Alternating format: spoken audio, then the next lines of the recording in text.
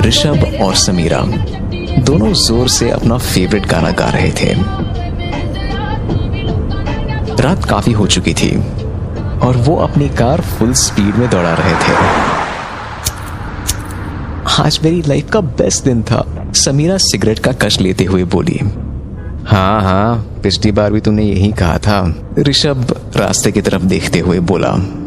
क्या करूं यार, तुम्हारे साथ हर दिन पिछले वाले से बेहतर लगता है। ये कहते हुए समीरा ऋषभ के पास जाकर उसकी गर्दन को किस करने लगी। ऋषभ स्टीयरिंग व्हील का ध्यान रखते हुए समीरा की तरफ मुड़ा और कान में धीरे से बोला, तुम कुछ ज्यादा ही शैतान हो, but I love it.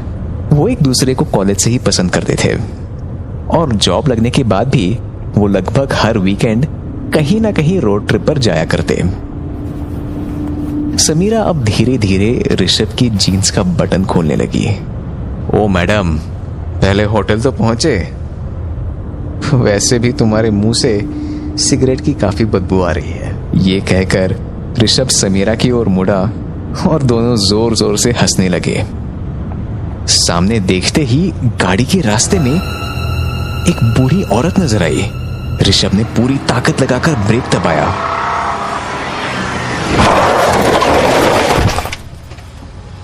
Car गड़गड़ाते हुए रुक गई, लेकिन फिर भी बूढ़ी औरत को टक्कर लग गई। ओह माय गॉड ऋषभ, वो जिंदा तो है ना? ऋषभ सन्न रह गया, उसके हाथ कांप रहे थे। समीरा उसको हिलाने लगी। ऋषभ, ऋषभ, चलो देखते तो हैं। दोनों डरे डरे कार के बाहर निकले। ऋषभ सोच रहा था कि किसी ने भी उनको नहीं देखा। अगर वो यहां से निकल जाए तो किसी को पता भी नहीं लगेगा। इससे पहले कि वो समीरा को कुछ कहता, वो बूढ़ी औरत उठने की कोशिश करने लगी। शायद वो टक्कर उतनी जोर की नहीं थी। दोनों भागते हुए उसकी ओर बढ़े। आंटी जी माफ कीजिए, हमने आपको देखा नहीं। आप ठीक तो हो? बूढ़ी औरत ने जवाब दिया। हाँ बेटा, बस सर थोड़ा दर्द कर रहा है, क्या करे, थोड़ी उम्र हो गई है ना। ये बात सुनकर ऋषभ और समीरा की परेशानी शांत हुई। ऋषभ ने पूछा, क्या आप कहीं पास में रहते हो? आपको हम घर छोड़ दें? शुक्रिया बेटा, बड़ी मेहरबानी होगी। बस यहीं से कुछ 1-2 किलोमीटर दूर रहती हूँ। वो क्या है ना, रात को वॉकिंग करने की आदत है। पता नहीं क्यों मेरा ध्यान भटक गया था। कोई बात नहीं आंटी, हमें भी देखना चाहिए था। चलिए अब घर चलते हैं।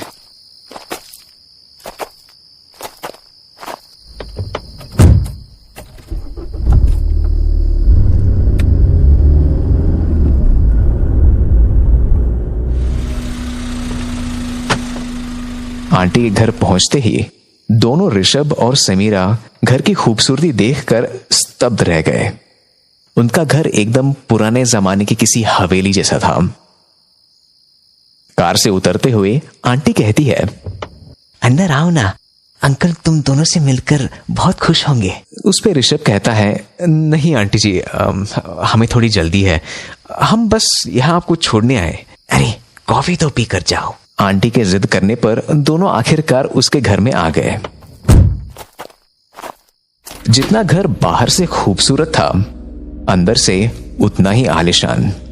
यहाँ पर बस मैं और मेरे पति ही रहते हैं, और वो भी कुछ महीनों से बिस्तर पर बीमार पड़े हुए हैं। तुम दोनों बैठो, मैं भी कॉफी ले आती हूँ। ऋषभ और समीरा बस कमरे को देखते रह गए।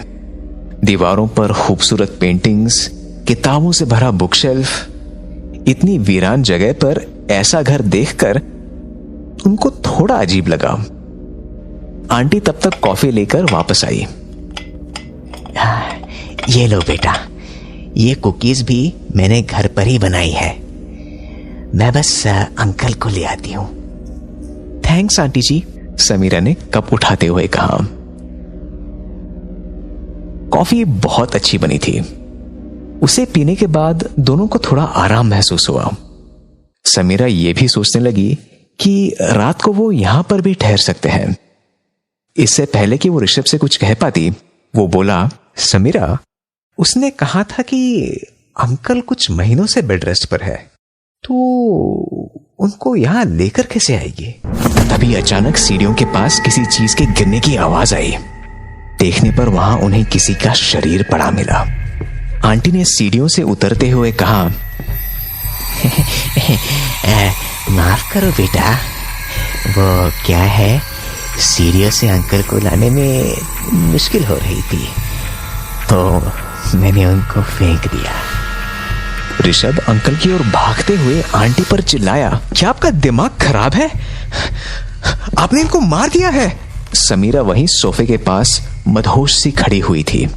नहीं नहीं बेटा, मैं अपने पति को ही कुछ होने दूंगी क्या? ऋषभ चिल्लाया, समीरा, समीरा, ये अब भी जिंदा है, जल्दी से पुलिस को फोन लगाओ। मगर समीरा वहीं के वहीं खोई हुई खड़ी रही। चिंता ना करो बेटा, वो अब कुछ नहीं कर पाएगी। आंटी अब उसके बिल्कुल सामने खड़ी थी। जैसे ही ऋषभ उठने लगा, उसे चक्कर आने लगे और कुछ 2 कदम चलते ही वो बेहोश हो गया। गिरते हुए उसे बस आंटी की खौफनाक मुस्कान दिखाई दी।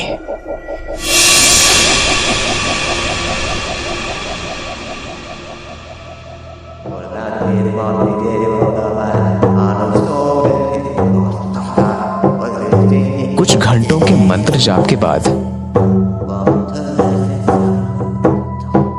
आंटी ऋषभ के शरीर के पास जाकर उसके चेहरे पर पानी छिड़कती है। इसके बाद ऋषभ के शरीर में थोड़ी हलचल होने लगती है। थोड़ी देर की हलचल के बाद वो उठ खड़ा होता है।